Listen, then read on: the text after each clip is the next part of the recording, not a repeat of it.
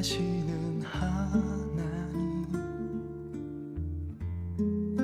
나의 길 기도하오니 나에게 말씀하소서. 사랑하는 내 아이야, 두려워하지 말아라. 내 길의 모든 범사가 기한과 때가 있단다.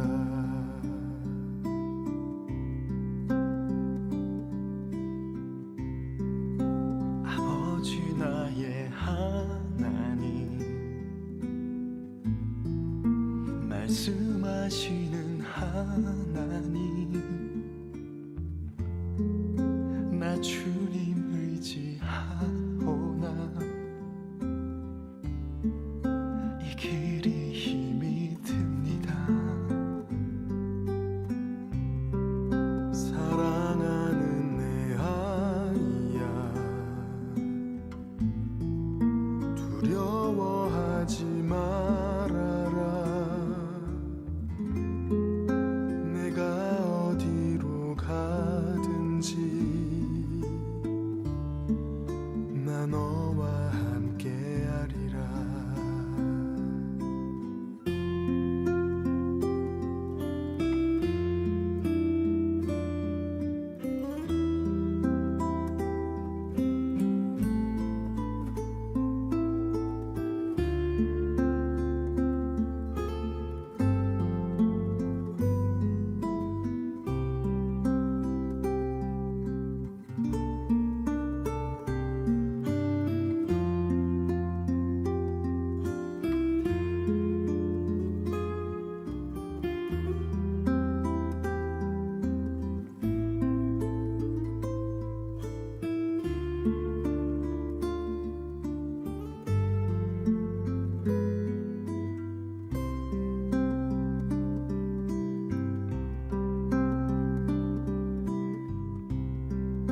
아버지 나의 하나님,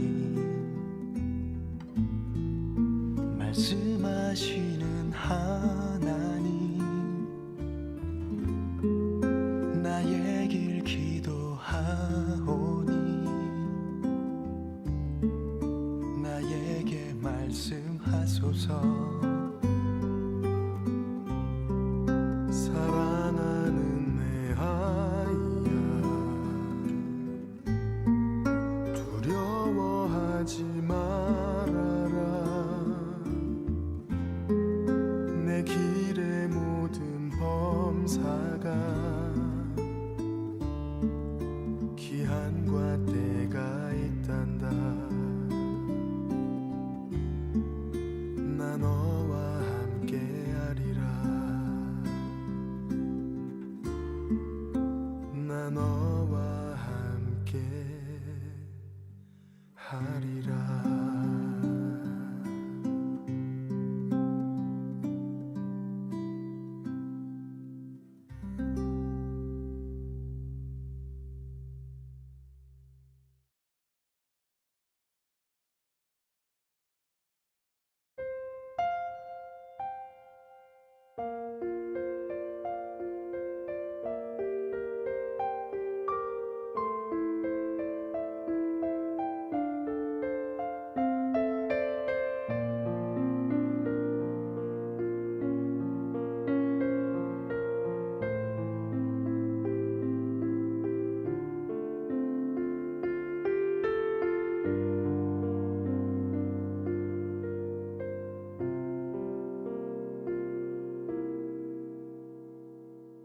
내가 걸어온 이 길에 그분의 흔적이 남기를 나는 소망해. 내 삶에 그 이름 남기기, 나의 뒷모습 속에서 그분 모습 보이길 나는 기도해. 그렇게 그분이 보이길.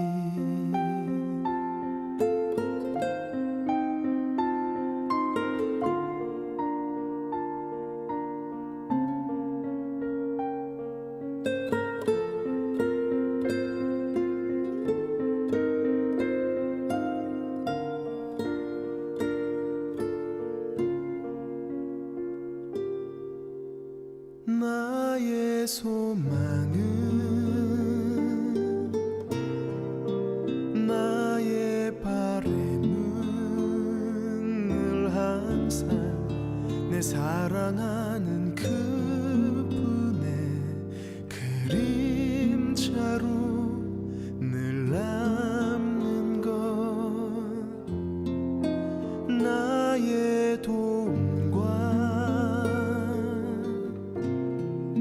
나의 선행은 숨겨져가고 그분의 크신 사랑만 늘 나보다 기억되기. 내가 걸어온 이 길에 그분의 흔적이 남기를 나는 소망해. 내 삶에 그 이름 남기기. 나의 뒷모습 속에서 그분의 뒷모습 보이길 나는 기도해. 그렇게 그분이 보이길.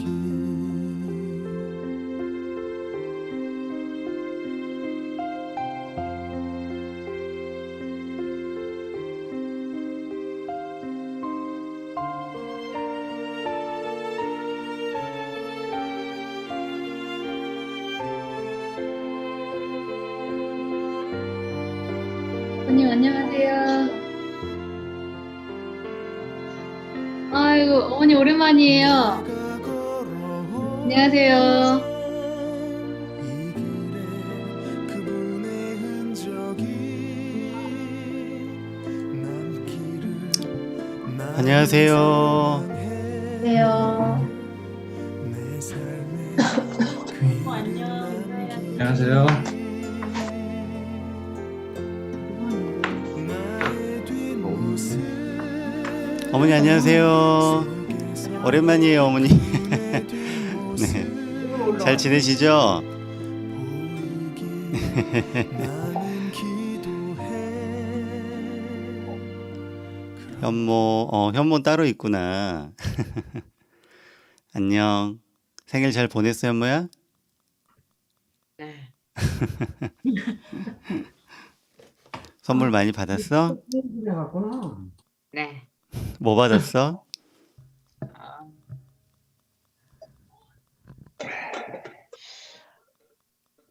과자 받았어요. 과자? 그래? 아유. 최정희 쌤 안녕하세요. 하지사님 안녕하세요. 네, 안녕하세요, 집사님. 네, 다들 반갑습니다. 자, 우리 하나 둘. 시연아 그쪽 스피커 조금만 줄여주세요. 네, 우리 주께 엎드려 같이 고백하면서 우리 예배로 나아가도록 하겠습니다.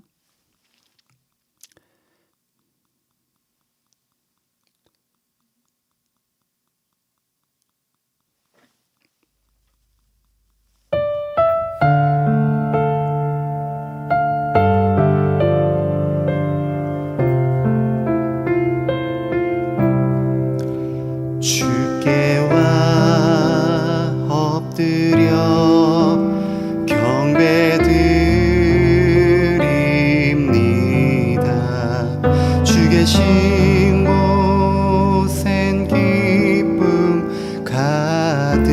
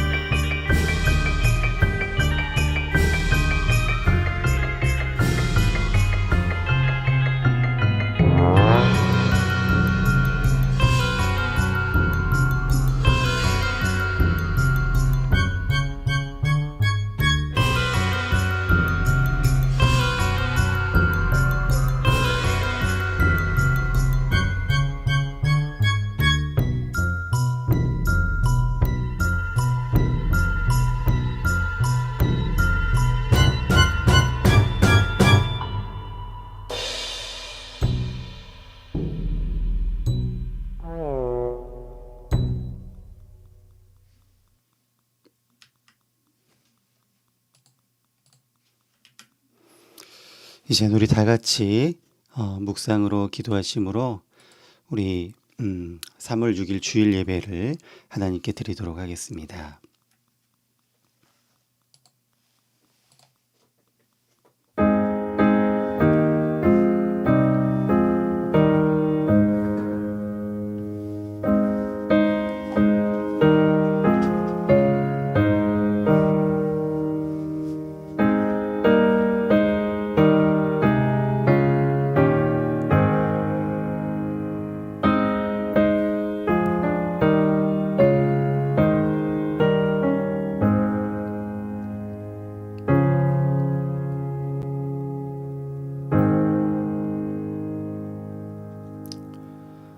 이스라엘의 찬송 중에 계시는 주여, 주는 거룩하시나이다. 우리 조상들이 주께 의뢰하고 의뢰하였으므로 그들을 건지셨나이다. 그들이 주께 부르짖어 구원을 얻고 주께 의뢰하여 수치를 당하지 아니하였나이다. 아멘. 사랑의 하나님 아버지, 오늘도 거룩한 주일을 맞아 사랑하는 주의 권속들이 예배로 나아갑니다. 오늘 또 우리가 드리는 이 예배가 하나님이 기뻐하시는 거룩한 산제사가 되게 하여 주시며 신령과 진리 안에서 드리는 예배가 되게 하시사 하늘의 기쁨이 충만한 시간 되게 하여 주시옵소서. 지금도 살아계신 우리 주 예수님의 이름으로 기도드리옵나이다. 아멘.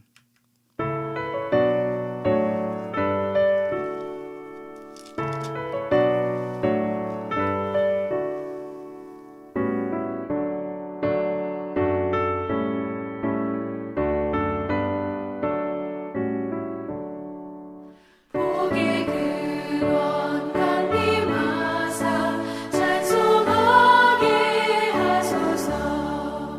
한량없이 자비하심 증명할 길 없도다.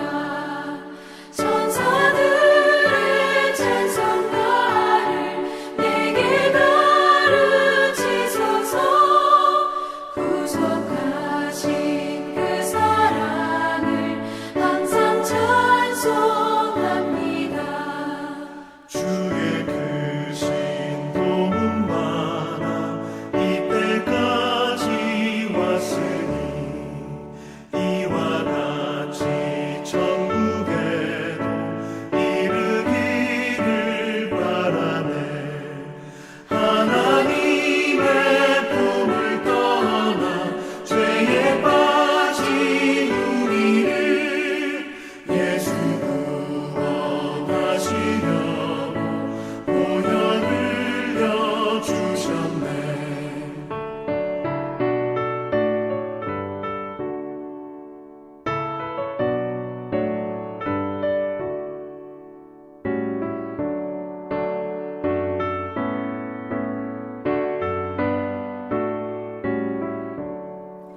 주의 귀한 은혜 받고 일생 빚진 자 되네. 주의 은혜 사슬되사 나를 주께 매소서. 우리 마음은 연약하여 범죄하기 쉬우니 하나님이 받으시고 천국인을 지소서.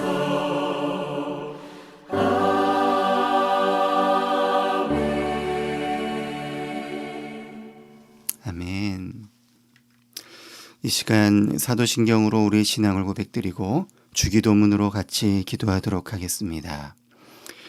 전능하사 천지를 만드신 하나님 아버지를 내가 믿사오며 그 외아들 우리 주 예수 그리스도를 믿사오니 이는 성령으로 잉태하사 동정녀 마리아에게 나시고 본디오 빌라도에게 고난을 받으사 십자가에 못 박혀 죽으시고 장사한 지 사흘 만에 죽은 자 가운데서 다시 살아나시며 하늘에 오르사 전능하신 하나님 우편에 앉아 계시다가 저리로서 산자와 죽은 자를 심판하러 오시리라.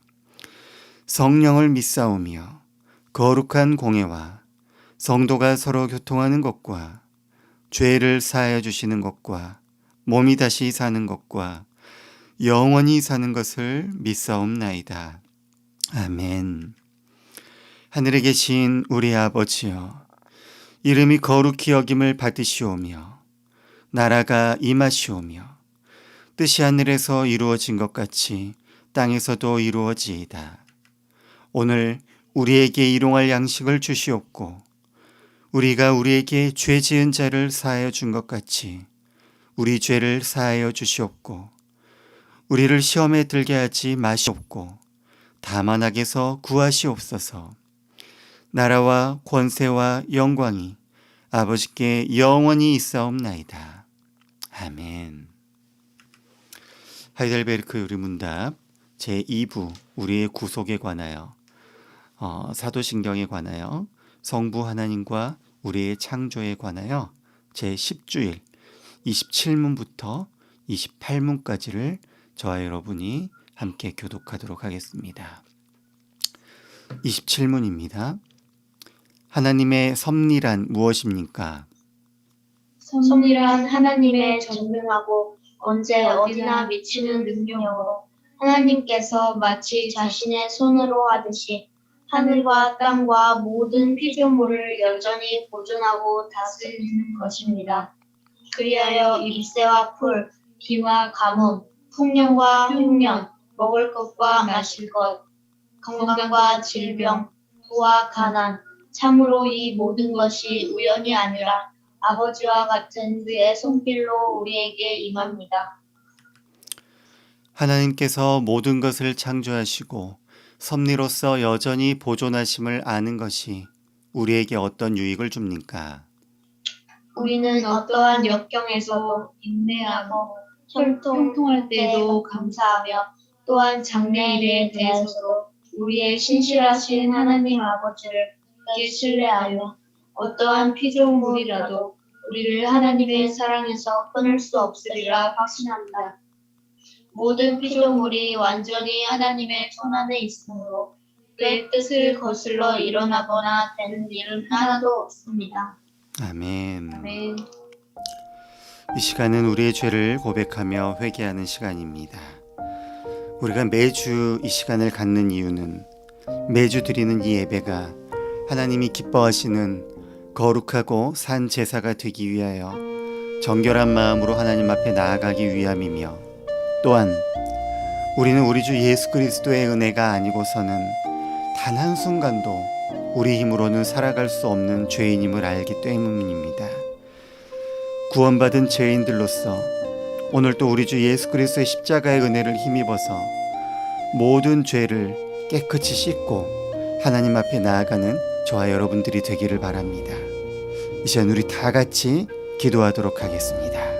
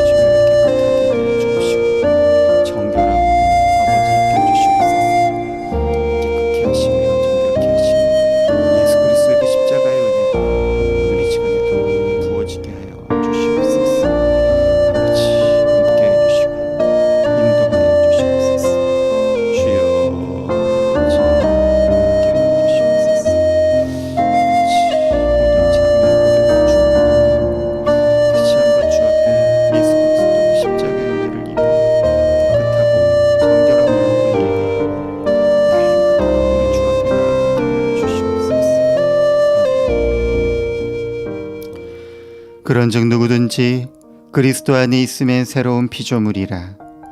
이전 것은 지나갔으니 보라 새 것이 되었도다. 지금 우리가 하나님 앞에 구체적으로 우리의 죄를 기도했사오니 자비로우신 하나님께서 우리 주 예수 그리스도의 십자가 은총을 다시 부어주셔서 우리의 죄를 깨끗하게 하셨음을 믿고 예배하게 하여 주시옵소서. 감사드리며 예수님의 이름으로 기도드리옵나이다. 아멘.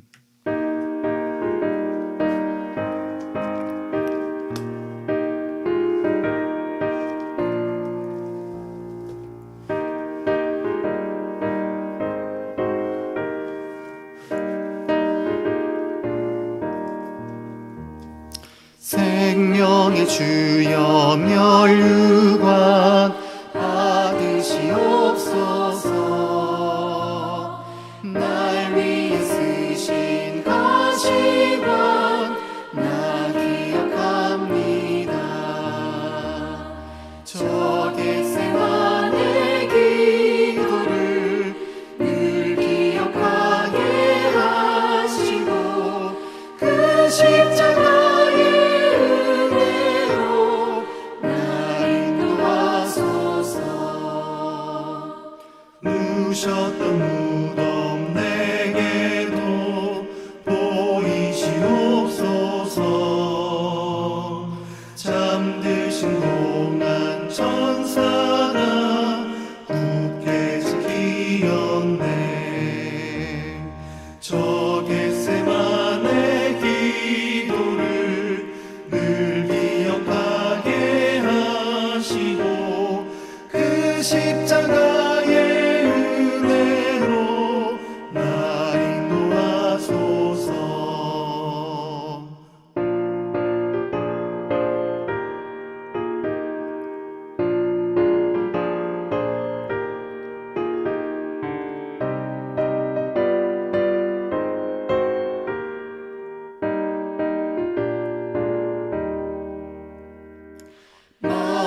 마리아처럼 새벽에 주께로 갑니다.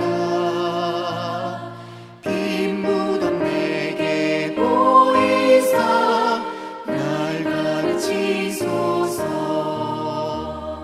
저 겟세마네 기도를 늘 기억하게 하시고 그 십자가의 은혜로 날 인도하소서. 고난의 잔을 날 위해 다 마셨나이다. 나 항상 나의 십자가 감당케 하소서. 저 겟세마네 기도를 늘 기억하게 하시고 그 십자가의 은혜로 날 인도하소서.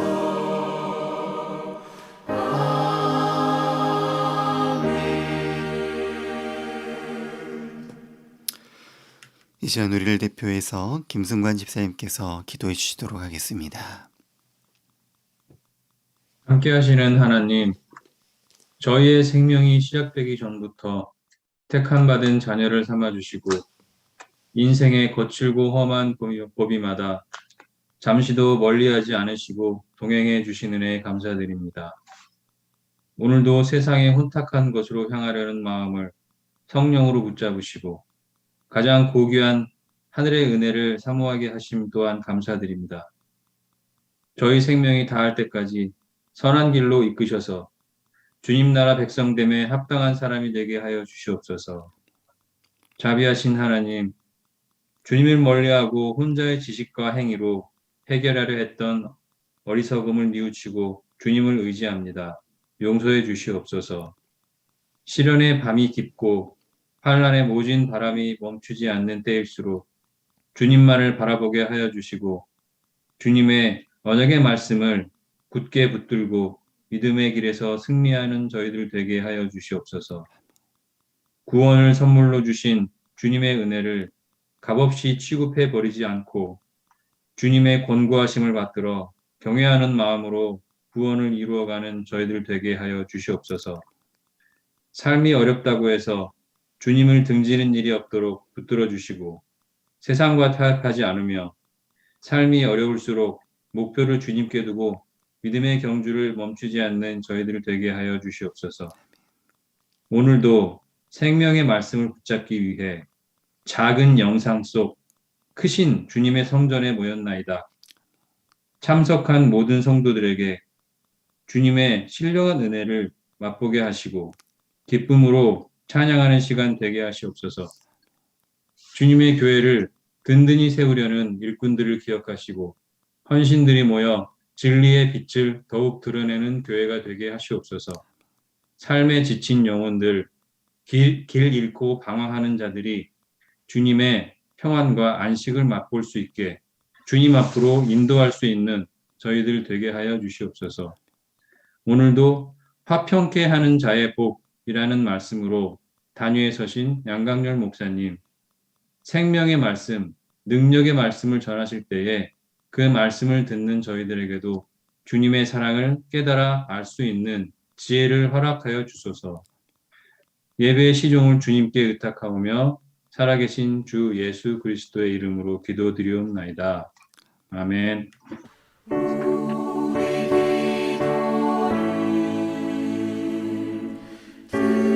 들어주시고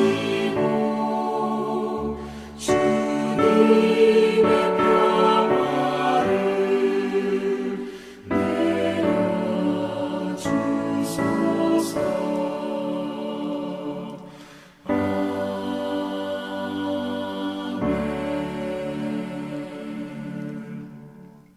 아멘. 하나님께서 오늘 우리에게 주시는 말씀 마태복음 5장 9절입니다. 마태복음 5장 9절 말씀입니다. 네, 우리 다 같이 한 목소리로 봉독하도록 하겠습니다.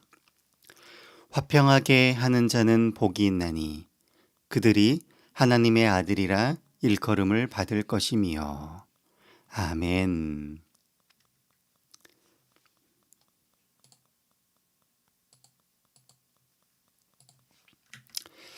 할렐루야. 아멘. 우리는 계속해서 산상수훈의 말씀, 그리고 그 중에서 지금 팔복의 말씀들을 나누고 있습니다. 오늘은 산상수훈의 9번째 말씀이자 팔복 말씀의 7번째, 거의 이제 후반부죠. 후반부 4개의 복 중에서 3번째 복인 화평케 하는 자의 복에 대해서 말씀을 나누고자 합니다. 이 화평이라는 단어는 헬라어로 에이레네라고 합니다. 많이 들어보셨죠? 신앙생활을 오래 하신 분들은 뭐 찬양팀 이름으로 에이레네 찬양팀 이런 거 많이 들어보셨을 거예요. 화평이라는 뜻입니다. 우리 최정 집사님 본교회, 순천의 본교회 이름이 화평교회죠. 네, 에이레네입니다. 이 에이레네는 히브리어 샬롬을 번역한 단어입니다. 유대인들은 서로 안부를 물을 때 샬롬이라고 인사를 했죠. 제가 대학 때 그 CCC 지체들이 항상 이렇게 손가락을 세우면서 샬롬 이렇게 인사를 했습니다. 그땐 되게 오글거렸어요. 샬롬 샬롬 이렇게 인사하는데 되게 오글오글거렸거든요. 그래서 그 CCC 사람들을 저희는 시맨이라고 했는데 시맨들이 항상 이렇게 샬롬 이렇게 인사했던 게 기억이 납니다. 그 샬롬은 평안하냐, 평강이 있느냐 이런 뜻이 되겠죠. 직역을 하면. 우리말도 비슷하죠. 우리말에서도 안녕하세요에서의 이 안녕이 아무 탈 없이 평안하십니까? 이 의미가 있죠. 그래서 이 샬롬과 비슷한 의미라고 말할 수가 있겠습니다. 샬롬을 쉽게 얘기하면은 평화, 화평, 뭐 이런 뜻이죠. 그런데 이 샬롬은요, 우리가 생각하는 그런 단순한 평화와 화평이 아닙니다. 조금 더 깊은 의미들이 있어요. 보통 평화하면 우리는 전쟁이 없는 그런 상태, 이렇게 얘기를 하죠. 지금도 이제 우크라이나에서 전쟁이 일어나고 있는 게 큰 이슈가 되고 있는데, 평화가 있는 상태, 전쟁이 없는 상태를 우리는 평화라고 이야기를 하죠. 근데 샬롬은 더 깊은 의미가 있습니다. 크게 샬롬에는 이제 두 가지 의미가 있는데요. 첫 번째는 완전한 복지, 완전한 정돈된 상태, 완전한 번영과 행복, 이걸 묘사한 단어가 샬롬입니다. 단순히 전쟁이 없는 상태가 아니라 모든 사람들이 완전한 복지 가운데에서 행복한 상태, 이거를 샬롬이라고 얘기를 합니다. 유대인들이 샬롬하냐 이렇게 인사했을 때 단순히 별탈 없기만 비는 게 아니라 그 상대방의 모든 만족과 좋은 것들이 이루어지기를 비는 인사였던 거예요. 이 유대인들에게 샬롬은 완전하고 모자람이 없는 행복한 상태, 이것이 바로 샬롬이었던 겁니다. 두 번째 이 샬롬의 의미는 바른 인격적 관계를 의미를 합니다. 바른 인격적 관계. 사람과 사람 사이의 친밀한 교제, 사귐, 이런 걸 표현을 합니다. 그러니까 샬롬은 단순히 전쟁이나 이런 고통이 없는 평화가 그것을 뛰어넘어서 삶의 행복과 형통과 번영, 인간관계의 완전함을 표현하는 말이 바로 샬롬이라는 말인 거예요. 시편에 보면은 시편 기자가 시편 122편에 예루살렘의 샬롬을 구하는 기도를 합니다. 예루살렘에게 샬롬이 있을지어다. 예루살렘을 위하여 샬롬을 구하라. 예루살렘을 사랑하는 자는 형통하리로다. 내 성 안에는 샬롬이 있고 내 궁중에는 형통함이 있을지어다고 축복을 하는데, 바로 이 축복에서 이 평안, 이 샬롬의 의미가 바로 이런 의미가 있는 겁니다.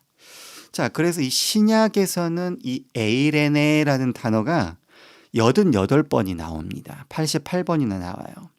신약, 근데 성경 어디에 몰려 있지 않고 전체적인 이 신약 성경 전체에 골고루 있어요.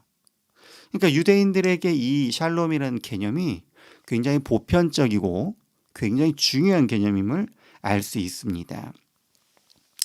그리고 특히 신약 성경은 많은 서신서들이 있죠.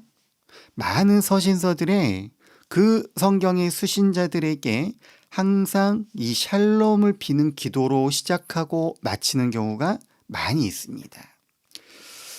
자, 우리가 이 샬롬에 대해서 이 두 가지의 개념을 중심으로 해서 조금 더 깊이 좀 살펴보고자 합니다. 첫 번째, 이 샬롬의 의미는 뭐라고 그랬죠? 행복과 복지가 가장 완전하게 최상으로 도달한 상태, 이것이 샬롬이라고 그랬습니다. 그렇기 때문에 오늘 이 본문을 이 첫 번째 의미로 해석하면 이렇게 돼요. 세상의 행복과 복지를 증가시키기 위하여 모든 일을 하는 모든 사람은 축복을 받는다, 이렇게 해석을 할 수가 있겠죠. 그런 의미가 됩니다. 다시 한번요. 세상의 행복과 복지를 증가시키기 위해서 모든 일을 하는 사람은 복을 받는다, 이런 의미가 된다는 얘기입니다. 첫 번째 의미로만 해석하면 그렇습니다.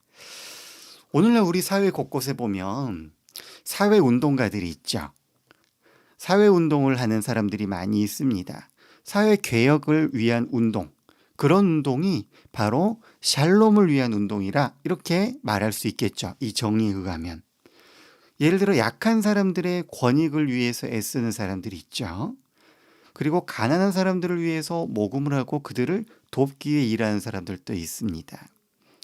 또한 사회 부조리들을 감시하는 시민단체라든지 더 나은 세상으로 나아가기 위해서 법을 고치도록 애쓰고 또 법을 제정하고 그렇게 되도록 애쓰는 사람들이 있습니다. 또 집 없는 사람들에게 살기 좋은 집을 지어주고 또 저 멀리 물이 없는 곳에 가서 우물을 파주고 깨끗한 물을 마실 수 있게 해주고, 전쟁이 있는 곳에 뛰어들어가서 전쟁으로 고통당하는 그 사람들을 고쳐주고 치료해주고 그 난민들을 구제해주고, 뿐만 아니라 지금 우리가 코로나 바이러스의 그 팬데믹 상황이잖아요. 지금도 이 바이러스와 싸우고 있는 일선의 의료진들과 국가 공무원들, 이 질병과 바이러스와 싸움에서 이기기 위해서 백신을 개발하려 애쓰는 연구원들, 이런 모든 사람들이 어떤 면에서는 샬롬의 사람들이다 라고 말할 수 있겠죠. 물론 우리는 그 안에서 뭐 여러 가지 시민단체들에도 비리가 있고 여러 가지 잘못들이 있다 이런 거 알고 있지만, 정의로만 따지고 보면 사람을 위해서, 샬롬을 위해서 일하고 있다라고 말할 수 있는 거죠. 네, 우리 지난주 중에 또 3.1절이 있었죠. 우리 일제시대 때 잃어버린 우리나라의 주권을 되찾기 위해서 자기 자신의 재산과 모든 것들을 헌신했던 독립유공자들도 있죠. 그런 사람들도 샬롬을 만드는 사람들이다, 이렇게 말할 수가 있는 거죠. 주님의 이름으로 이런 일을 하는 사람들, 특히 여러 가지 사회일 운동을 하지만 우리 주님의 이름으로 이런 일을 하는 사람들이 바로 평화를 만드는 사람들, 샬롬을 만드는 사람들이고, 바로 이들에게 복이 있다라고 말할 수 있는 겁니다. 하나님을 사랑하고 이웃을 내 몸과 같이 사랑하는 하나님 나라의 백성은 이웃을 위해서 이와 같이 헌신하는 겁니다. 그래서 이 지금의 세상을 하나님 나라에 더 가깝게 하기 위해서 노력하는 사람들이 바로 하나님 나라의 백성들, 샬롬의 사람들인 것이죠. 이런 사람들에게 복이 있다, 이렇게 말씀하고 있는 것입니다. 자, 두 번째 샬롬의 정의는 바른 관계에 있다고 말씀드렸습니다. 바른 관계. 이것을 이해하면 샬롬의 의미에 대해서 조금 더 깊이 우리가 자세히 알 수가 있습니다. 여러분, 모든 사람에게는요, 세 가지의 관계가 존재를 합니다. 첫 번째는요, 자기 자신과의 관계입니다. 우리는 자기 자신과 올바른 관계를 가져야 됩니다. 중세 교부 중에 한 사람인 클레멘트라는 사람이 있습니다. 알렉산드리아의 클레멘트라고 하는데요. 이 클레멘트가 오늘 본문을 어떻게 해석했냐면 이렇게 해석했어요.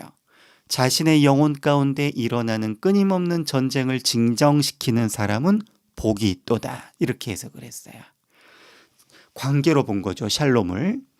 그리고 자기 자신과의 관계로 본 겁니다. 또 우리가 흔히 어거스틴이라고 알고 있는 아우구스티누스는 이렇게 얘기했습니다.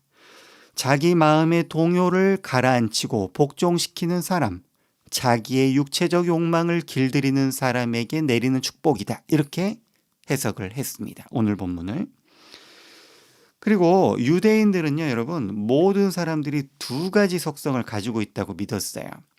어떤 속성이냐면 자기를 이끌어 올리는 선한 속성과 자기를 끌어내리는 악한 속성을 가지고 있다, 이렇게 믿었습니다. 이것은 우리 인생 가운데서도 우리에게 끝없는 전쟁이지요. 우리의 내적인 전쟁, 내적인 갈등입니다. 그래서 사도 바울도 로마서 7장에서 뭐라고 말씀하셨냐면, 내가 원하는 바 선은 행하지 아니하고 도리어 원하지 아니하는 바 악을 행하는도다. 오호라 나는 곤고한 사람이로다, 이렇게 고백을 했었지요. 우리 안에서 계속해서 전쟁이 일어나고 있는 겁니다. 우리의 악한 본성과 선한 양심이 계속해서 싸움을 일으키고 있는 것이죠. 우리는 이렇게 우리 자기 자신과의 관계 안에서의 샬롬을 이루어야 되는 것이죠. 플라톤이 인간의 본질에 대해서 설명할 때 뭐라고 설명을 했냐면요, 인간의 영혼은 두 마리의 말이 이끄는 전차다라고 설명을 했어요. 그런데 그 한 마리는 사납고 훈련되지 않은 말이고, 두 번째 다른 한 마리는 얌전하고 잘 훈련된 말이다. 첫 번째 말의 이름은 열정이고 두 번째 말의 이름은 이성이다, 이렇게 얘기했어요. 사납고 훈련되지 않은 열정이라는 말과 얌전하고 잘 훈련된 이성이라는 두 마리의 말이 이끄는 것이 인간의 영혼이다, 이렇게 얘기를 한 거죠. 이 두 마리의 말이 얼마나 잘 조율되느냐가 인생의 방향을 결정한다는 것입니다. 여러분, 모든 인간은요, 여러 가지가 혼합된 존재예요. 어떤 하나로 규정할 수가 없습니다. 우리는 성자와 같이 선한 일을 행할 수 있는 능력이 있는가 하면은 반대로 악마와 같은 악을 행할 수도 있는 존재들인 거예요. 우리는 어떨 때는 희생적인 사랑을 하는가 하면 또 어느 때는 정말 차가운 돌처럼 냉혹하기도 합니다. 어느 때는 선을 행하고자 하는 마음이 우리 마음에 가득 차기도 하고 또 어느 때는 사악한 욕망이 우리 마음을 가득 채우기도 하는 거예요. 그렇기 때문에 인간의 마음에는 뭐가 없어요? 샬롬이 없는 겁니다. 인간의 마음에는 샬롬이 없어요. 늘 전쟁터와 같은 것이 바로 인간의 마음입니다. 끊임없는 이런 내적 갈등 가운데에 어느 쪽 마음이 승리할지 알 수 없어서 불안해하는 것. 나도 나를 잘 모르겠어요. 내가 왜 그랬는지 모르겠어요. 하는 것이 우리 인간의 마음인 것이죠. 그 불안이 우리 인간의 내면에 항상 있는 것입니다. 이런 인간이 마음의 평화를 누리려면 오직 그 자신의 것이 아닌 다른 외부적인 힘과 능력이 그 사람을 주장할 수 있도록 해야만 합니다. 바울의 고백과 같이 그런즉 이제는 내가 사는 것이 아니요 오직 내 안에 그리스도께서 사시는 것이라. 이러한 고백이, 이러한 능력이 있어야만 한다는 거예요. 우리 스스로는 그 싸움에서 이기기가 너무나 어려운 것입니다. 외적인 능력, 특히 우리 주 예수 그리스도의 그 능력이 우리를 지배해서 우리를 열정의 노예가 아닌 바로 예수 그리스도의 종이 되어서 우리 인생이 잘 방향을 잡고 나아갈 수 있도록 해야 한다는 것이죠. 그래서 이 내적 전쟁이 예수 그리스도에 의해서 통제받고 잠잠해진 사람이야말로 바로 샬롬의 상태가 됐다. 샬롬의 사람이다. 이렇게 말할 수 있고 바로 그 사람이 행복한 사람이다. 라고 말할 수가 있는 것입니다. 자, 인간의 삶에 있어서 두 번째 관계는 사람과 사람 사이의 관계입니다. 인간은요, 각종 여러 가지 이유로 분리가 되어 있습니다. 정치적인 분리, 종교적인 분리, 인종 간의 분리, 민족 간의 갈등, 계층 간의 분리, 세대 간의 분열. 인간은요, 서로 다름으로 인해서 여러 갈래로 분열되어 있어요. 여러 갈래로 분열되어 있는 존재입니다. 그리고 다툼은 바로 이 분열에서 일어나요. 이 분열에서 일어납니다. 그리고 이 다툼이 커지면 어떻게 됩니까? 싸움이 되고 이 싸움이 더 커지면 살인이 되고 이 살인이 더 커지면 전쟁이 되는 거예요. 국가 간의 전쟁이 되는 거죠. 이런 모든 것, 이 분열은 뭐의 결과입니까?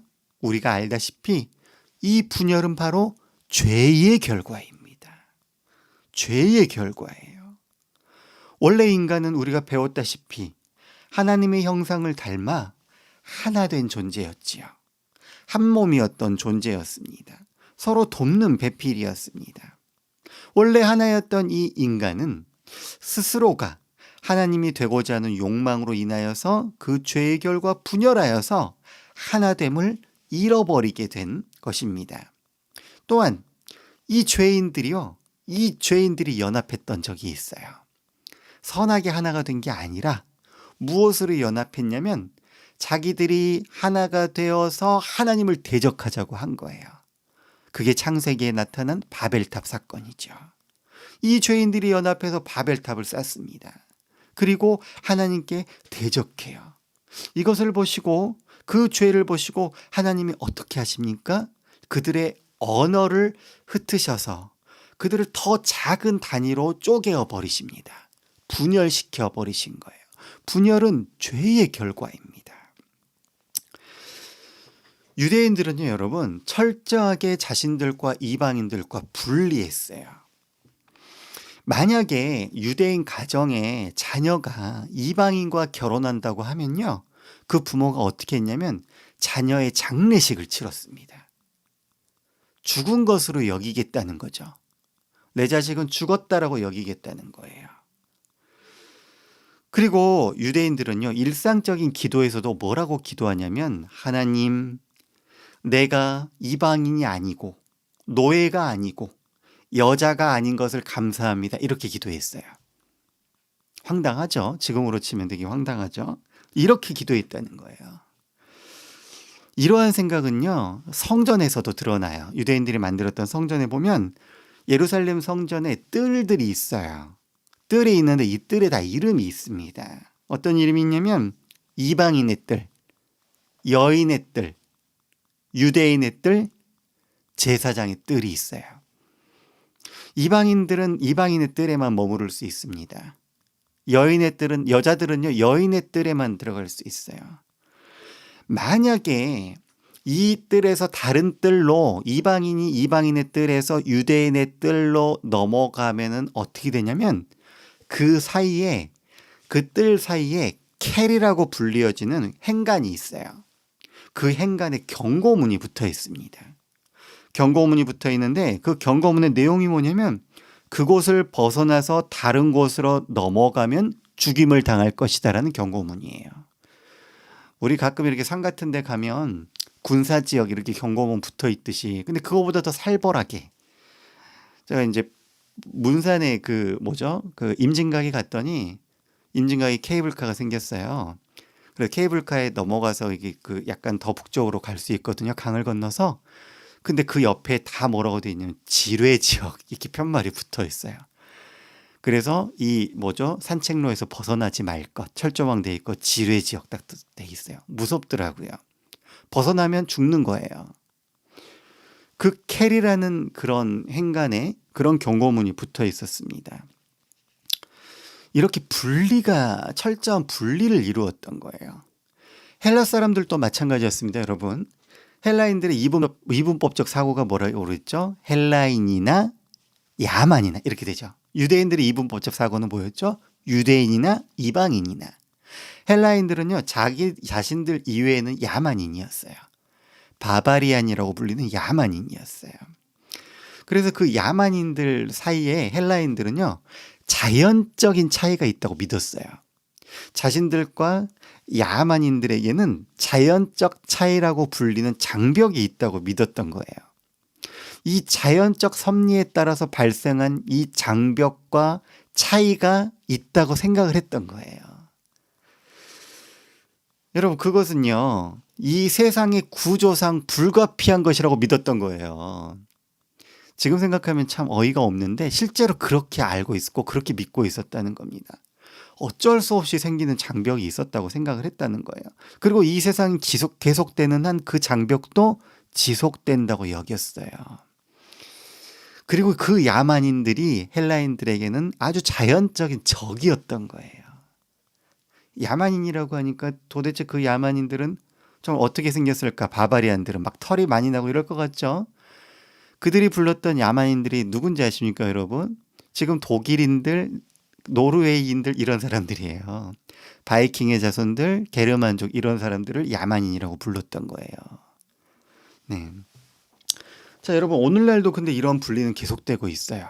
안타깝게도 많은 나라들이 이런 분리로 인해서 전쟁을 겪고 있습니다. 여러분, 90년대에 있었던 보스니아, 세르비아 내전 기억하시나요? 우리 이제 뉴스로만 접해서 잘 모르는데 저는 되게 충격이었던 게 90년대면 이제 갓 20살 조금 넘은 그런 때잖아요. 그런 때인데 그때 전쟁이 있다는 것 자체가 너무 충격이었어요. 그 당시에 걸프전이 일어날 때에도 충격이었어요. 전쟁은 먼 과거에 역사 가운데만 있다고 그때 생각했었어요. 그랬는데 현실 세계에서 전쟁이 일어나고 그것도 우리가 선진국이라고 여기고 있던 유럽의 어느 나라에서 내전이 일어나서 민족 간의 갈등이 일어나서 수많은 학살이 일어나고 이런 일들이 있었다는 것이 충격적이었어요. 근데 그 이후에도 여러 가지 분열들이 일어나죠. 원래 체코슬로바키아가 한 나라였죠. 근데 체코와 슬로바키아로 나누어지죠. 그 다음에 인도와 파키스탄도 계속 오랫동안 갈등을 빚고 있죠. 중국 안에서도 신장 위구르 자치구하고 그 티벳을 중국이 계속 탄압하고 있죠. 아프리카 내에서 수많은 내전들이 있습니다. 아프리카는 내전이 일어날 수밖에 없는 게 부족 국가였잖아요, 원래. 그 부족들이 뭉쳐있는 나라이기 때문에 이 부족 간에 여전히 갈등들이 존재하고 있는 거예요. 근데 우리도 마찬가지죠. 지금 남과 북으로 나뉘어져 있습니다. 여러분, 이러한 분리가 다툼을 가져오게 하고 위험을 가져오게 하고 결국은 샬롬과는 거리가 멀게 만드는 것이 바로 이러한 분리입니다. 그런데 문제는 여러분, 이 분열이 서로가 이제 연합하게 되면 이 샬롬이 이루어지겠죠. 이 분리가 없어지면, 하나가 되면, 연합하게 되면 샬롬이 이루어지는데, 문제는 이 연합의 원동력을 도대체 어디서 찾느냐는 겁니다. 어디서 찾을 수 있느냐? 예수 그리스도 외에는 다른 곳에서는 이것을 찾을 수가 없어요. 오직 우리 주 예수 그리스도만이 모든 사람을 하나 되게 하실 능력이 있는 것입니다. 로마서 1장 16절에는 이렇게 말씀하시죠. 내가 복음을 부끄러워하지 아니하노니 이 복음은 모든 믿는 자들에게 구원을 주시는 하나님의 능력이 됨이라. 첫째는 유대인에게요, 또한 헬라인에게로다.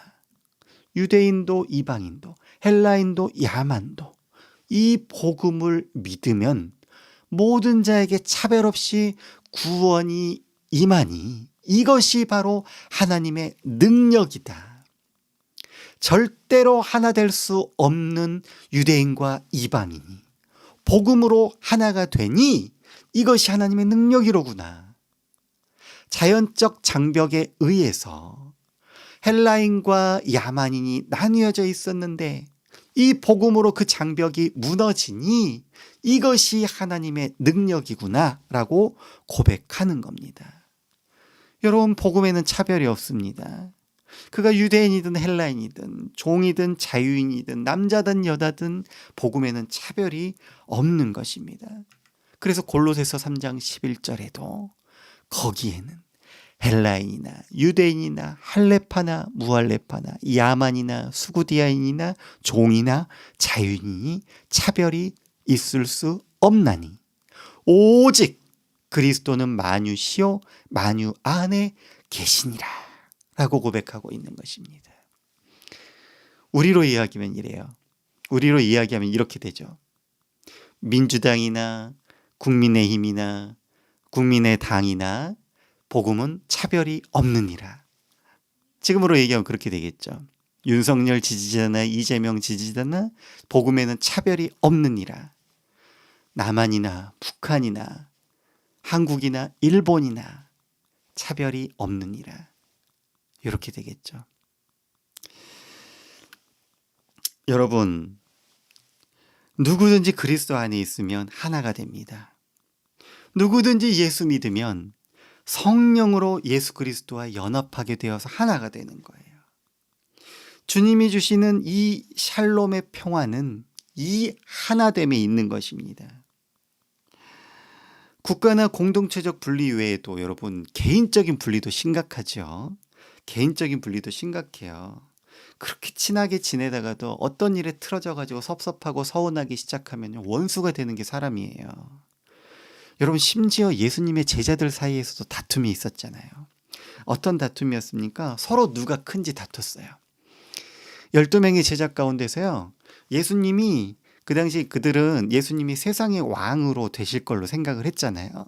그래서 예수님이 이제 왕이 되시면 우리 중에 누가 좋은 자리를 차지할 것인가?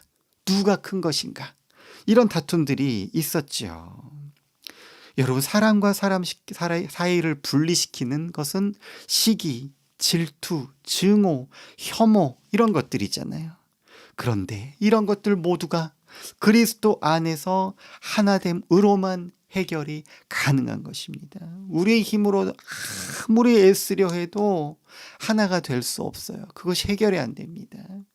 미움과 시기와 질투가 우리 힘으로는 해결이 되지 않습니다. 오직 성령으로 그리스도와 하나 되어서 우리가 새로운 피조물, 새로운 한 새 사람이 될 때, 그렇게 거듭날 때에만 이 하나됨이 가능하다는 것입니다. 여러분, 사람이 가지는 세 번째 관계는요, 바로 사람과 하나님과의 관계입니다. 하나님과 우리의 관계를 생각하면요, 이 분리가 사실은 더 심해집니다. 더 심해져요. 그분을 생각할 때에 우리와는 너무나 다른 정말 무한한 차이와 거리감이 느껴지는 거예요. 하나님은 너무 위대하시고 너무 거룩하시고 너무 크고 너무 높으세요. 근데 우리는 너무 더럽고 너무 작고 너무 초라하고 너무나도 나약한 존재입니다. 이 갭이 너무 커서 하나님과 우리의 관계를 생각하면 이 사이를 좁힐 만한 게 아무것도 없게 느껴지는 거예요. 그동안의 인간은요, 모든 종교는 바로 이 격차를 줄이기 위해 애써왔습니다. 그래서 여러 종교에서는 이 차이를 좁히기 위해서, 신에게 도달하기 위해서 여러 가지 방법들을 고안을 해냈죠. 수행을 하고 고행을 하고 기도를 하고 제사를 드리고 자기들 방식으로 예배하고, 이러한 방식들, 이 모든 노력들이 다 신과 인간의 간격을 좁히기 위한 노력이었던 거죠. 사람은요, 여러분, 이 하나님과의 관계에 있어서 두 가지 반응을 보입니다. 첫 번째 반응은 뭐냐면 그분께 가까이 가기 위해서 애쓰는 거예요. 그리고 또 다른 방향은 뭐냐면요, 숨고 도망가는 거예요. 신에게 가까워지려 애쓰든가 아니면 신으로부터 도망가든가 하는 겁니다. 가까이 가고자 애쓰는 사람들은요, 종교적인 열심을 냅니다. 반대로 도망가거나 숨기 원하는 자들은 어떻게 하냐면요, 마치 하나님이 안 계신 것처럼 살아갑니다. 무신론자처럼 살아가는 거죠. 두 가지 방법 모두 성공하지 못했습니다. 종교적인 열심으로 하나님께 가까이 가려 애쓴 사람들은 아무리 노력해도 가까이 가지 못했고, 반대로 하나님이 없는 것처럼 살아갔어도 결국에는 하나님의 손에서 벗어나지를 못했습니다. 그런데 이 하나님과 인간의 이 넓은 이 간격을 좁혀주신 분이 계시니 그분이 바로 우리 주 예수 그리스도이신 겁니다. 율법을 지키는 종교적 열심으로는 아무리 노력해도 안 된다는 것을 보여주시고, 그분 스스로가 인간의 몸을 입고 십자가에서 화목제물이 되어주심으로 죄인에 대한 하나님의 진노를 해결하시고, 그 형벌 대속의 죽음으로 말미암아서 그를 믿는 모든 자에게 그 죄 문제를 해결하여서 하나님께 가까이 나아갈 수 있게 하신 것이죠. 또한 성령을 우리에게 보내주셔서 예수 그리스도와 하나가 되게 하시고 하나님이신 그분과 아예 하나가 되게 하심으로 하나님과 가장 가까워질 수 있도록 이제는 내가 주 안에, 주가 내 안에 있게 하신 바로 우리 구주 예수 그리스도. 샬롬은 이 세 가지 관계가 온전히 잘 이루어진 상태를 말하는 것이고, 이것들을 해결하는 유일한 열쇠는 바로 우리 주 예수 그리스도에게 있다, 이렇게 말할 수 있는 것입니다. 이 세 가지 관계의 회복을 이루는 자가 바로 복 있는 자라고 말씀하고 있는 것이죠. 또 오늘 본문은 이런 사람이 누리는 복에 대해서도 말씀합니다. 그 복이 무엇이죠? 바로 하나님의 아들이라 일컬음을 받는다라는 것입니다. 히브리적 표현에서 일컬음을 받는다라는 건 무슨 뜻이냐면요, 인정을 받는다 또는 그러한 지위를 얻는다, 그렇게 생각되어진다, 그렇게 간주된다라는 뜻입니다. 화평하게 하는 사람은 하나님의 자녀라 인정받는다, 하나님의 자녀의 지위를 얻게 될 것이다, 하나님의 자녀라 생각되어질 것이다. 간주되어질 것이다. 이런 의미인 겁니다. 그런데 여기서 뭐뭐의 아들들이라는 표현이 있죠. 하나님의 아들이라 이렇게 되어 있는 표현입니다. 근데 이 아들이라는 표현 우리는 익숙하지만 이것은요 조금 다른 의미를 지니고 있습니다. 히브리어에서는요 형용사가 많지가 않아요. 형용사는 이렇게 꾸미는 말이잖아요. 근데 형용사가 많지가 않습니다.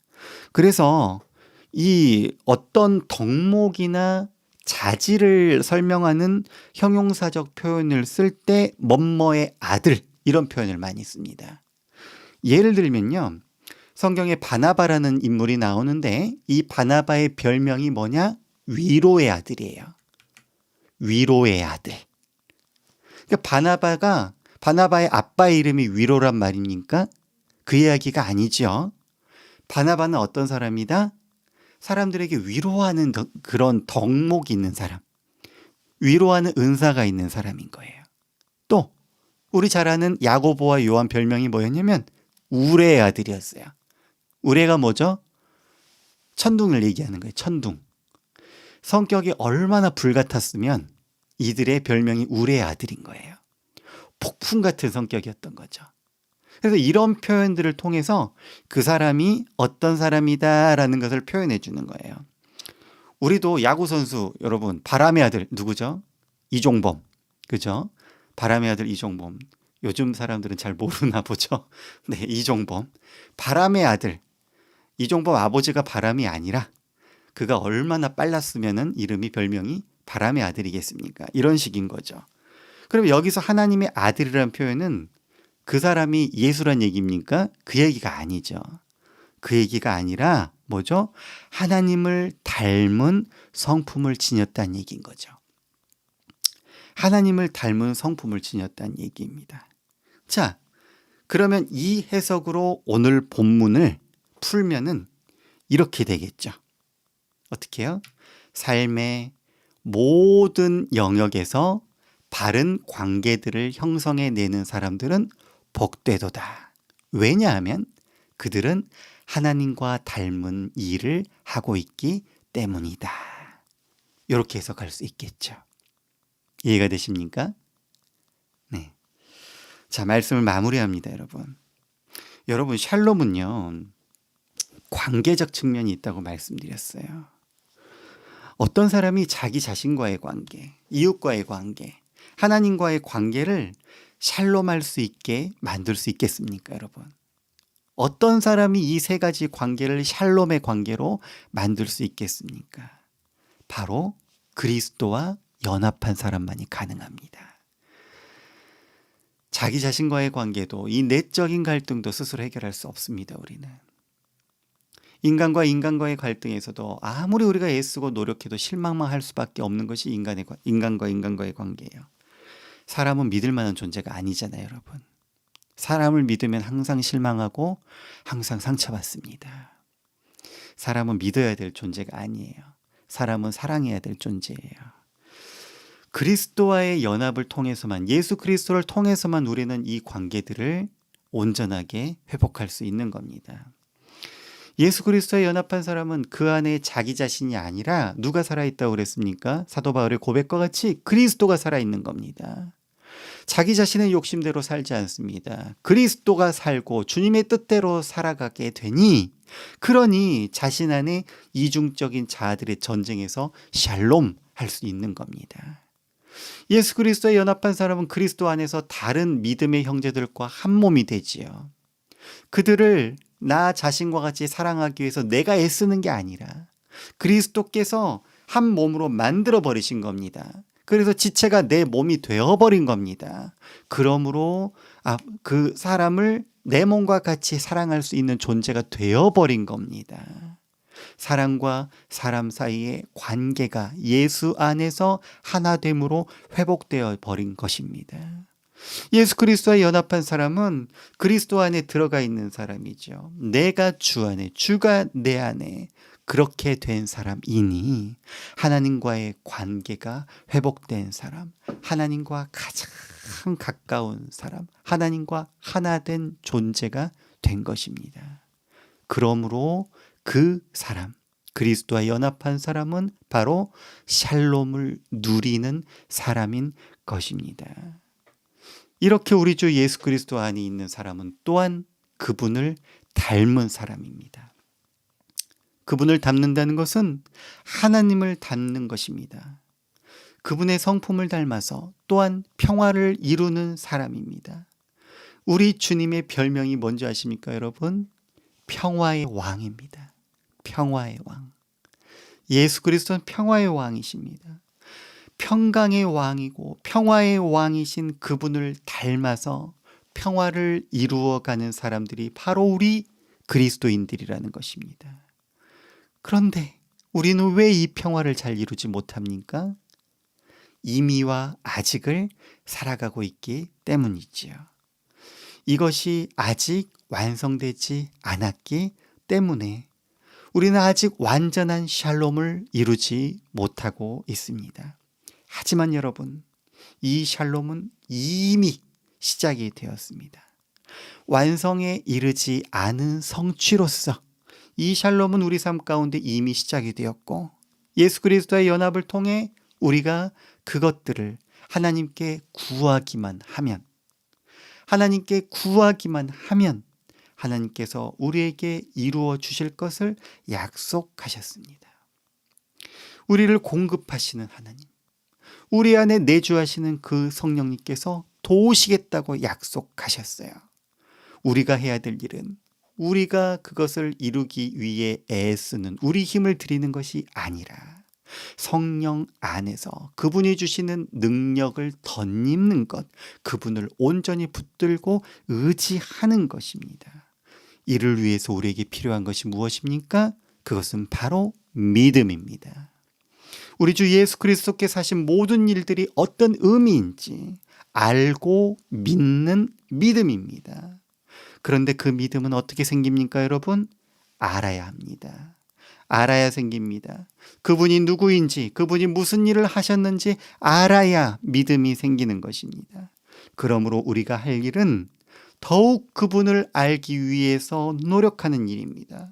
복음을 더 깊이 알고 믿음이 생기면 그 믿음이 우리로 그분을 닮아가게 할 것이고, 그것이 우리를 샬롬의 사람, 하나님의 아들들이라 일컬음을 받게 할 것이기 때문입니다. 오늘 이 은혜가 저와 여러분에게 함께 있으시기를 주님의 이름으로 축원드립니다. 아멘. 이 시간 우리 함께 기도하기를 원합니다. 기도할 때에 오늘 이 말씀을 기억하고, 하나님, 정말 내가 믿음이 있기를 원합니다. 하나님, 나와 함께 해주셔서 주님을 더 알기를 원하오니 하나님, 내게 말씀을 가르쳐 주시고 주님을 알려주시옵소서. 그리하여서 나에게 믿음이 있게 하여 주시고 믿음이 자라게 하여 주시고, 그 믿음으로 예수 그리스도 안에 있다는 것을 더 진실되게 깨닫고 경험하게 하여 주셔서 우리가 바로 오늘 본문과 같이 샬롬의 사람들이 다 되게 하여 주시옵소서. 내 자신 안에 일어나는 모든 전쟁들이 우리 주 예수 그리스도로 말미암아 샬롬하게 되게 하여 주시고, 내 삶에 있어서 인간과의 관계 가운데 오는 모든 고민들과 어려움들이 우리 주 예수 그리스도로 말미암아 하나가 되는 기쁨을 누리게 하여 주시고, 하나님과의 관계 가운데서도 늘 하나님과 동행하며 내 안에 샬롬이 이루어지는 그 역사가 바로 예수 그리스도를 믿는 그 믿음 안에서 그리스도와 연합을 통해 일어난다는 것을 더 깊은 믿음 가운데 깨닫고 경험하게 하여 주시옵소서. 우리 그렇게 이 시간 통성으로 함께 기도하며 나아가겠습니다. 오 사랑의 하나님 아버지, 은혜를 감사합니다. 하나님 아버지, 오늘 이 시간에도 우리가 화평케 하는 자의 복에 대해서 배웠습니다. 하나님, 샬롬이 무엇입니까? 샬롬은 아버지 관계에 있습니다. 하나님, 샬롬은 관계에 있습니다. 하나님, 나와 내 자신과의 관계, 나와 또 우리 이웃들과의, 형제 자매들과의, 사람들과의 관계, 그리고 나와 하나님과의 관계 가운데에서 온전한 관계가 이루어져 하나됨이 이루어져 샬롬의 은혜가 있게 하여 주시옵소서. 하나님, 우리 힘으로는 이것들을 할 수 없습니다. 내 자신 가운데 일어나는 내면에서의 싸움도 아버지, 우리가 우리 힘으로는 이길 수가 없고, 하나님, 사람과의 관계에 있어서도 우리 마음대로 되지가 않습니다. 사람을 변화시키고자 애쓸 때 실망하고 절망하게 되는 것이 인간과의 관계입니다. 하나님과의 관계에 있어서 우리는 늘 주 안에 있다고 하면서도 여전히 염려와 근심과 걱정 가운데 불안해하며 하나님께 더 가까이 가고자 애쓰면 애쓸수록 하나님의 부재를 경험하며 당황하는 것이 저희들입니다. 오직 우리 주 예수 그리스도 안에서만 이 모든 것들이 잠잠해지며 평강을 누릴 수 있음을 고백합니다. 아버지, 그리스도와 하나됨으로 그리스도와의 연합을 통하여서 우리가 이 샬롬을 누리기 위해서는 믿음이 필요합니다. 하나님, 주님께서 어떤 일을 행하셨고 어떤 일을 하나님께서 구속의 역사 가운데 어떤 일을 통하여 우리를 예수 그리스도께서 이 땅 가운데 오셔서 어떤 사역을 하시는지를 알아야 우리가 하나됨을 경험을 하고 성령께서 우리 안에 계심을 믿게 됩니다. 하나님, 우리가 더욱더 주님을 알기를 힘쓰는 자들이 되게 도와주시고 이 믿음 가운데에 샬롬의 평화가 우리 가운데 넘쳐나게 하여 주시옵소서. 사랑의 하나님 아버지, 은혜를 감사합니다. 오늘 또 화평케 하는 자의 복에 대해서 나누었습니다. 하나님, 진정한 샬롬은 우리 내적의 전쟁이 잠잠해지며 우리 안에 옛사람과 새사람이 싸우는 것이 잠잠해지며 그리고 우리가 사람과 사람 가운데에서 모든 다툼들이 잠잠해지며 그리고 하나님과의 관계에 있어서도 온전히 하나님과 가까이 하나가 되어 하나님을 만나 내가 주 안에, 주가 내 안에 있는 그러한 경험을 할 때에만 가능해지는 것임을 믿습니다. 진정한 평화가 어디 있습니까, 하나님? 바로 여기에 있는 줄 압니다. 그러나 하나님, 우리의 힘으로는 절대로 이룰 수 없는 것이 또한 이 샬롬입니다. 그래서 우리 주 예수 그리스도께서 성육신 하셔서 이 땅 가운데 오셔서 화목제물이 되어주시고 그 십자가 형벌 대속의 죽음으로 말미암아 우리의 모든 죄를 해결하시며 우리를 성령으로 하나 되게 하시고 그 안에 집어넣으셔서 주와 하나가 되게 하시고 한 몸이 되게 하시고 그렇게 성령께서 내 안에 내가 주 안에 계심으로 말미암아 하나님과 하나가 됨으로 하나님께서 이 모든 것들을 우리 안에 이루어 주셨다는 사실을 우리가 알게 하여 주시고 믿게 하여 주심으로 말미암아 온전한 샬롬의 평화가 우리 가운데에 성취되어질 수 있도록 이루어질 수 있도록 하나님 함께하여 주시옵소서. 여전히 이미와 아직을 살아가고 있는 저희들은 여전히 그것들을 잘 깨닫지 못하며 경험하지 못하며 분리 가운데 살아가고 있습니다.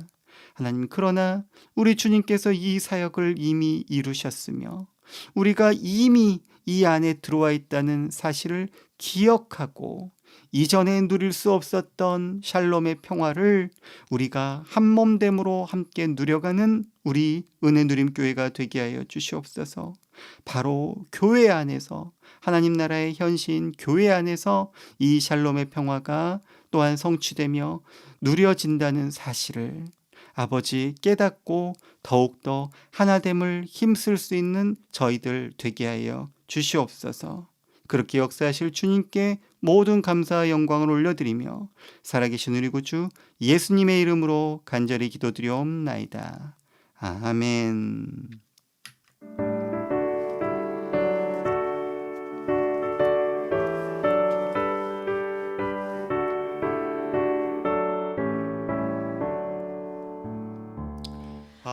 내 맘속에 작은 평화 있네 주 예수가 주신 평화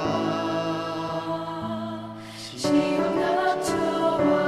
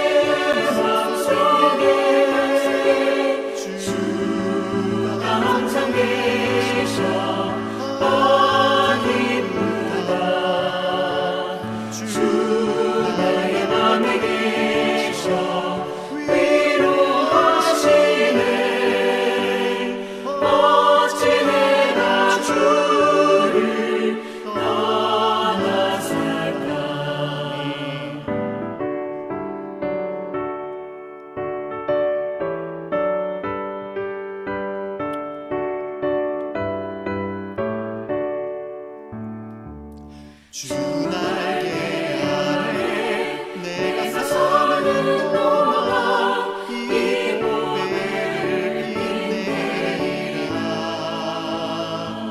기쁜 날과 주를 만나뵐 때 아득 영원 영원하리. 주가 항상 내가 계셔 내 맘속에 주가 항상 내가 계셔 어디보다 주가 나의 맘에 계셔 위로하시네. 어찌 내가 주를 떠났을까.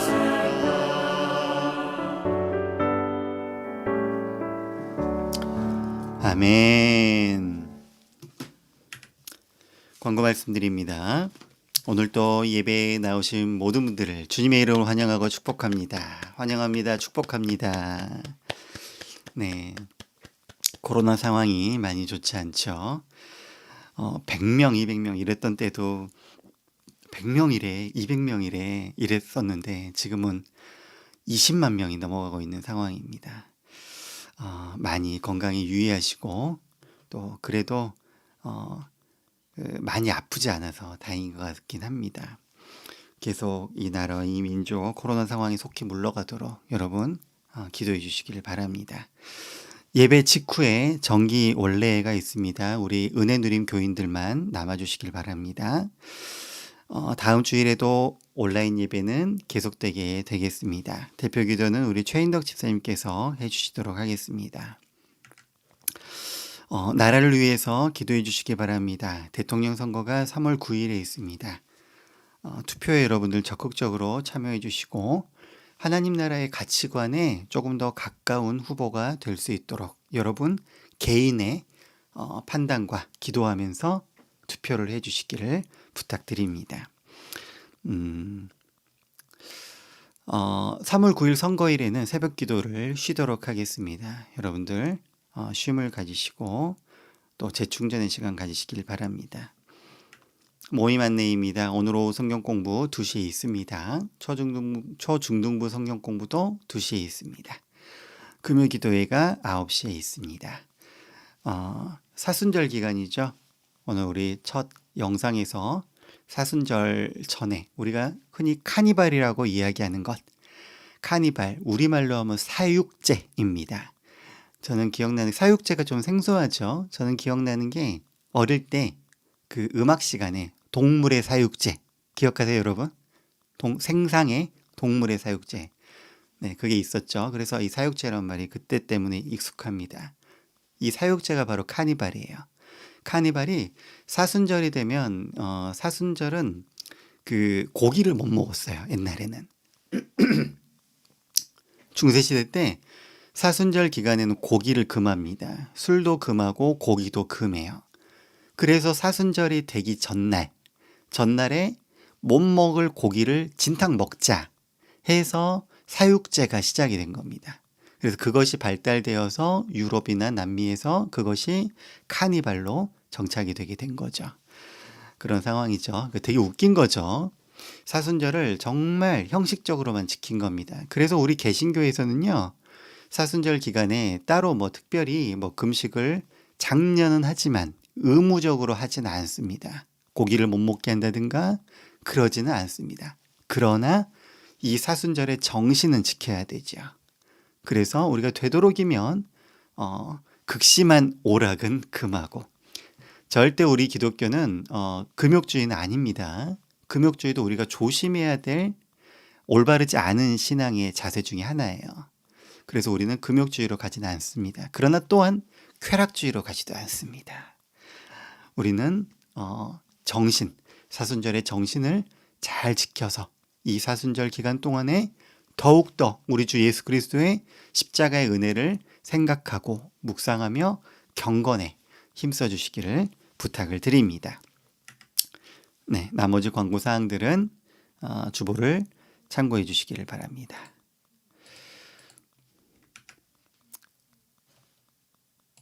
네. 11조 주정헌금 드렸습니다. 우리 김승관 최인덕 지사님 가정에서 감사헌금 드렸습니다. 그리고 우리 현모 생일 감사헌금 드렸습니다. 네, 감사합니다. 자, 기도하겠습니다. 사랑의 주님, 은혜를 감사합니다. 사순절 첫째 주일입니다.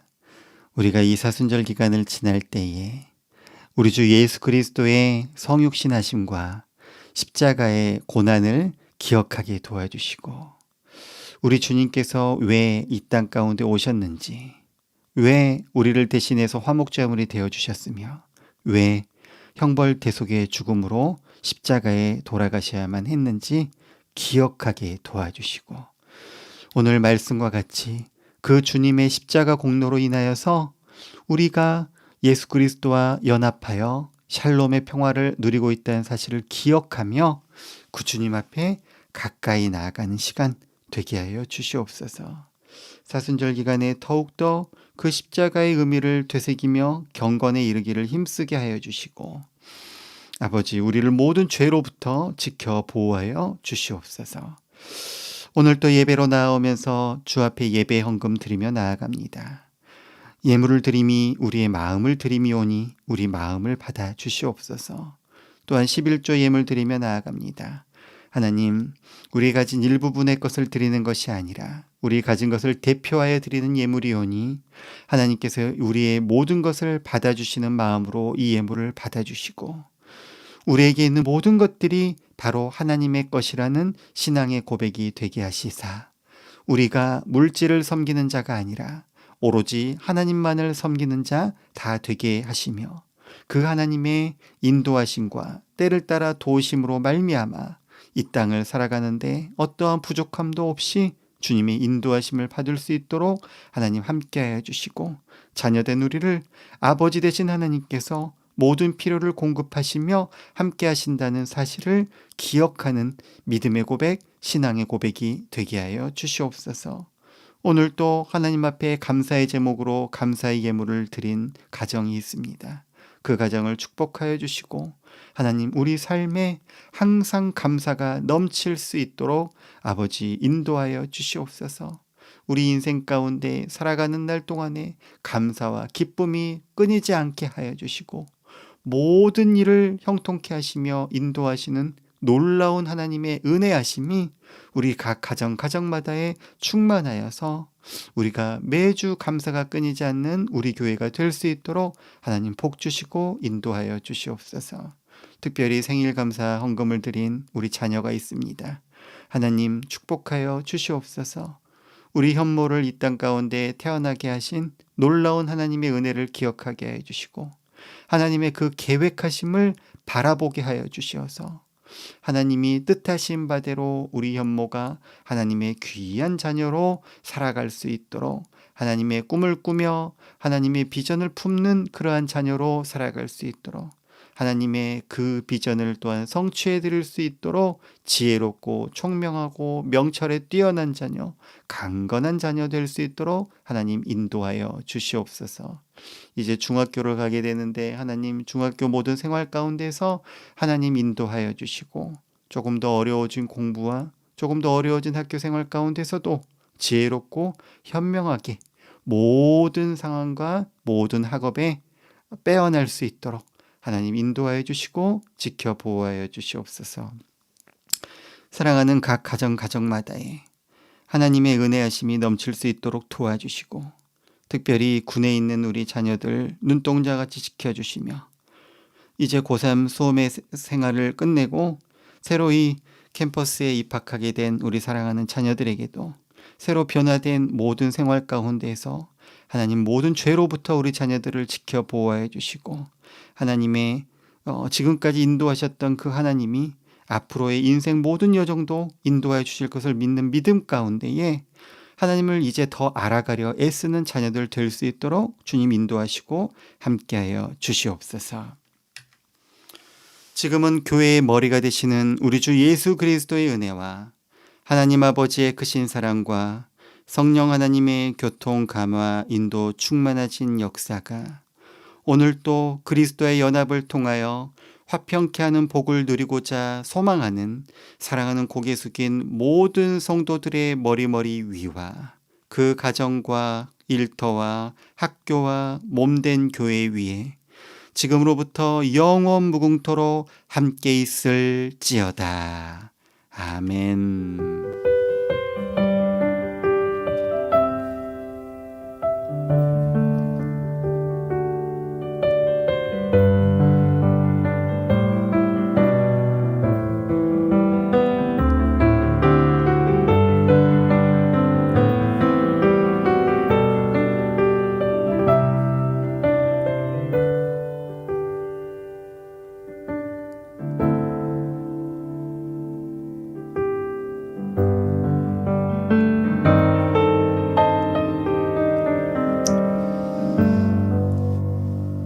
아멘. 네, 예배를 마쳤습니다. 감사합니다. 네.